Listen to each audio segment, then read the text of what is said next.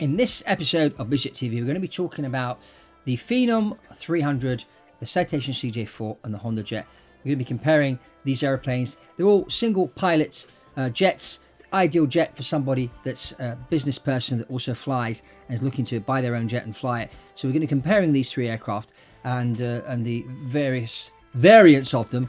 CJ4 is also part, you've got the CJ1, 2, 3 and 4. You've got the Phenom 100 and the 300. We're going to be talking about all these different planes in this episode of BizJet TV. Welcome to the channel if you're here for the first time, or if you haven't subscribed, because only 30% of the people who watch the channel actually subscribe. Please subscribe, give us a thumbs up. My name is Fabrizio. I'm the founder of BizJet TV, also airline transport pilot and the author of The Quantum Economy. This book is something you really have to read and have in your library if you intend to buy a private jet and use it as a business tool, or if you just want to look into business travel. This is the book you need to read. You can click on the link below to get yourself a copy. So let's look at these aeroplanes. So first of all, we've got the Embraer Phenom 100 and 300, two small private jets built by Embraer, which is a Brazilian aircraft manufacturer. These aircraft are built in Brazil, but they also have a factory in Melbourne, Florida. So that's interesting, and that's why the Phenom 300 has become the most sold private jet in the world. They make them in America, where 50% of the market is, and they're doing very well on the market. We've got Hondajet. Honda's obviously a Japanese company. They built cars, but they're also building planes now, and they opened their factory in the United States as well. The Hondajet Elite 2 is the one that's currently flying and certified, but they've also got the Hondajet Echelon.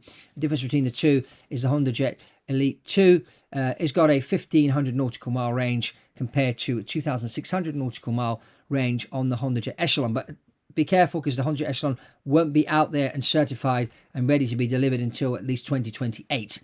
So it's still a few years down the road. And then we've got the CJ4, built by Cessna, which is now part of the Textron Group. Now, Cessna have been around for a very long time. The first airplane I flew with was a Cessna 150. The first jet I flew with was a Cessna Citation 1. Well, they have their CJ series, which is CJ1, 2, 3 and 4. 1 being the smallest and shortest with less range, and the CJ4 having more range, up to 2,000, almost 2,000 nautical miles. And yeah, so that's where we are there. Now, out of the three manufacturers, Cessna's the one that has the best infrastructure. They have, more pilots qualified out there. They have more mechanics, more service stations. So when you're buying a private jet, as I always tell people, you have to think that you're buying time. And so the other thing you have to think about is the airplane will break down, because they all break down at some point. How soon can we get it fixed? And fixing an airplane depends on, availability of spare parts, and how soon can you get the spare part to the airplane with a qualified engineer to install it and sign the airplane off and allow the airplane to be airworthy again. So that's kind of what you need to think about. Now, Cessna has people really pretty much all over the world. You land at an airport, there's a Cessna mechanic somewhere with some spare parts in his hangar. And so from that point of view, the Citation route is certainly one to go down. Honda's an airplane that all the Hondajet owners love. It's got quite a large baggage space compared to what it is. You look at it from the outside, and it has this, I call, Harry Potter effect. It looks, small on the outside, and then when you get in it, cabin's a lot bigger. And the beauty of this airplane is the baggage compartment is on the outside. It's not inside the cabin. So the cabin is got a flush toilet at the back, and then outside you've got this 66 cubic feet of baggage space where you can get a lot of golf clubs and bags in there. Compared to, you've got 85 cubic feet of space in the Phenom 300, and you've got 77 cubic feet in the CJ4. So that's how the baggage compartments compare on these three aircraft. All three of them have flush toilets, which I think is important.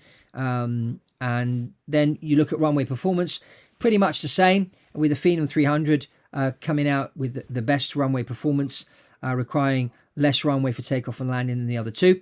So that's certainly one that needs to be looked after. Well, actually, the Hondajet has a little bit less runway, but it only has 15 nautical mile range, and that's with two people on board. If you start putting 4 or 6 people with bags, that range comes down to about 1,100 to 1,000 nautical mile range. So that's the other thing, the limitation you have there on the Hondajet. Now, price wise, on the Phenom, if you're buying a Phenom 100, you can pick them up today for about $2 million. The Phenom 300 around about $8-9 million on the pre-owned market. They do maintain their value very well, the Phenoms. and credit to them. And that's one of the reasons is most sold private jet. Then you've got the Hondajets. They're ranging from 3 to 5 million on the pre-owned market, and then you've got the Citations ranging from anywhere from 1.5 million up to 7 million, depending if you're buying the CJ1, 2, 3, or 4. Now, the beauty on the Citation series is you could start off with the CJ1, which costs you less. It has less range. But the type rating you do, the qualification you get to be able to fly that aeroplane for the CJ1 is the same as the CJ4. The CJ4 obviously has a bit more range. There's just like differences to learn the differences. So it requires a little bit more runway than the CJ1 because it's a bit bigger aircraft. But, the cockpit and everything is exactly the same. So you got that advantage. You could start off with the CJ1, and then when you want more range, go on to the CJ4. Same with the Phenom series. Start with the Phenom 100, then sell that and buy Phenom 300 with the differences course. You can fly the Phenom 300.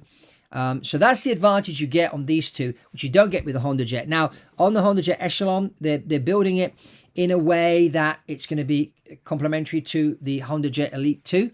So the type rating will be basically you just do a differences course and you can fly both airplanes. But right now, as I said, until 2028, you're not going to get your hands on a Hondajet. And Honda also have had a few problems lately with a lot of runway excursions. If you click on the link above, you can see one interview I did. And you look into the Hondajet. And right now, the training, I just talking to somebody the other day, went for their type rating. They're very particular now on landings and that. And they want to make sure that people don't go off the end of the runway. Now, there have been no fatalities, but we've had 25 Hondajets go off the end of the runway. And pilots have been coming in a bit fast. And I think a lot of the problems are due to piloting technique, which needs to be refined in order to sort that out. So the insurance companies are a bit reluctant now to insure pilots on Hondajets compared to Citations and Phenoms. So that's, kind of what's happening in the market right now. Now, what would I choose? Well, the criteria really depends upon you. It depends on where you're located in the world. It depends what you want to do with the airplane. Are you going to fly this airplane yourself? Are you going to hire a pilot? Are you going to fly together with a professional pilot? But, where are you going to be based? Where you're going to be going, how many people you're going to be flying, what type of stuff you're going to be taking with you.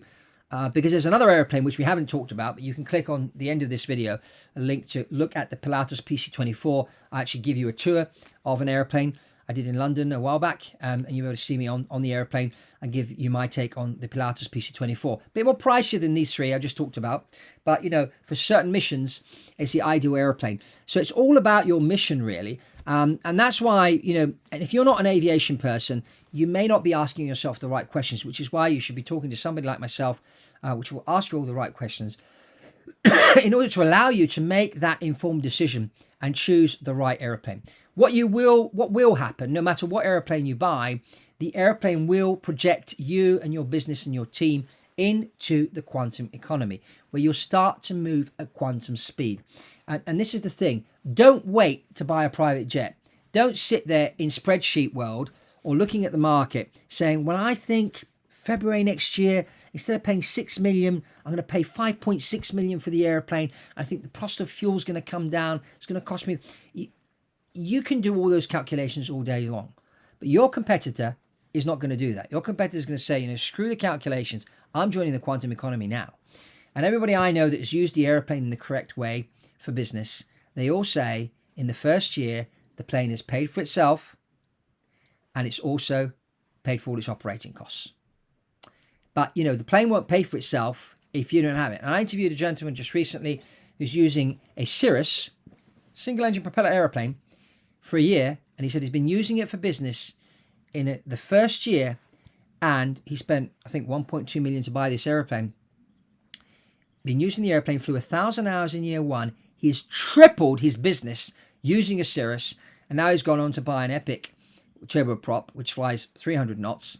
And goes up at altitude and that, and spent $4.5 million to get this airplane. So if he's tripled his business with a Cirrus, he's probably going to 6 or 7 times his business with his turboprop.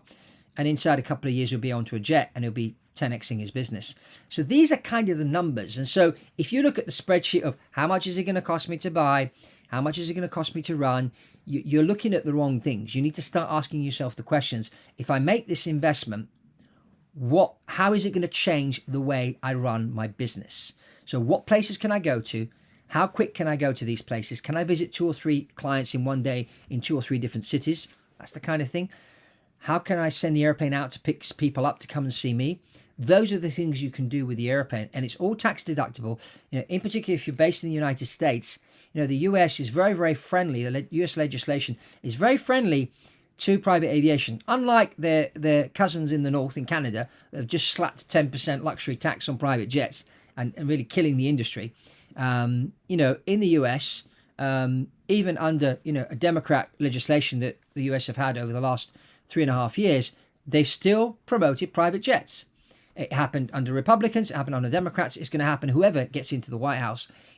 America understands, the American politicians understand the role that private jets play in the economy. And that's why in America, there isn't all this noise about pollution around private jets, which you have in Europe, where, you risk really, and this has happened to some people, they park their private jet at the airport, and the airport people allow these, these vandals, these environmental protesters to come on and paint, and write with painting all over the private jet. Oh, you're polluting the environment, blah, blah. Well, they're not realizing, the private jet is a business tool. Someone like Elon Musk, which builds all these electric cars and is taking people to space and doing a lot of things to, improve the world, and space travel, with Starlink, connecting more people to the internet and whatever. All these things would not be possible if Elon didn't fly in his Gulfstream G650. And this is what people need to understand.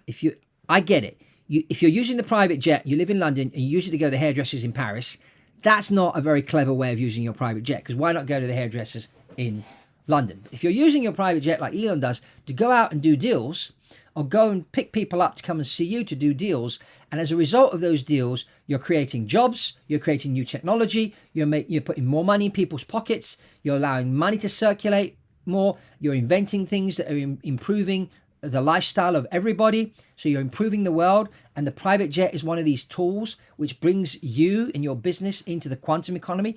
This is the thing. And more people now are moving into private aviation. Interestingly enough, private jets were taking 233 days to sell in 2019. Now they're taking 129 days to sell. Also, the demographic, if you look at the average age of the new buyers of private jets, has come down considerably. We're now looking at people in their early 40s. There's people in their early 30s buying private jets. There's people under 30 buying private jets, which never happened before. And so this younger generation, they understand technology, they understand speed, they understand the quantum economy. And so they understand that having an airplane will actually fit in nicely with speeding up their business. And some of these guys want to fly themselves, so they go to flight school, and yes, get their business to pay for their hobby. Why not? So it's the best of both worlds. So that's all from me on this episode of BizJet TV. So subscribe to the channel if you haven't done so already. Get yourself a copy of The Quantum Economy. You won't regret getting a copy of the book, because there's lots of more information in here about private jets. If you want to hop on a call, you just ping me an email and we can do a one-to-one call and come up with a special strategy for you and your business jet acquisition. And check out this other video I did about the Pilatus PC-24. This is another one of those jets that you can fly single pilot. It also has the ability to land on unpaved runways, which the 3 we just talked about don't have. So that's all from me here on BizJet TV, and I'll see you on the next one.